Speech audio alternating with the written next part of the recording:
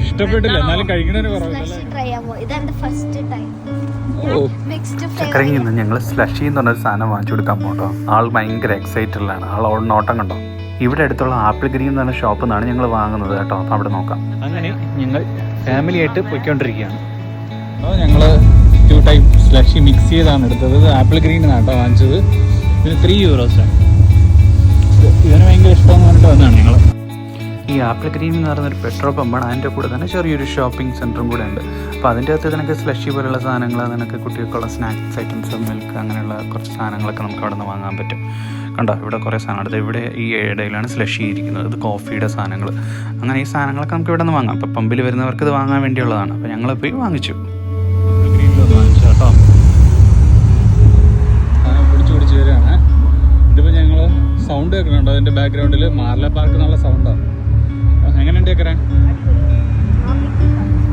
ഇതുണ്ടോ ഞങ്ങളുടെ അപ്പാർട്ട്മെൻറ്റിലൊക്കെ പോകുന്നതിൻ്റെ അവിടെ ബാരിക്കേഡൊക്കെ വെച്ചിരിക്കുകയാണ്.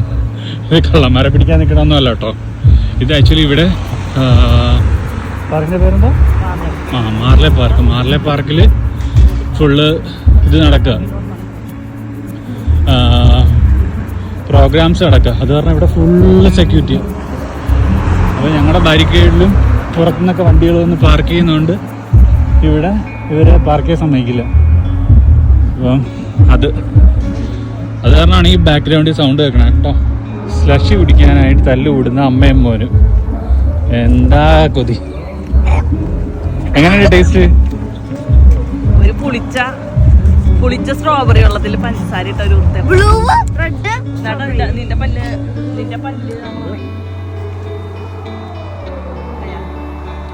ആക്കട്ടെ, ചക്കര ആക്കട്ടെ. നിന്റെ അത്ര ആയിട്ടില്ല.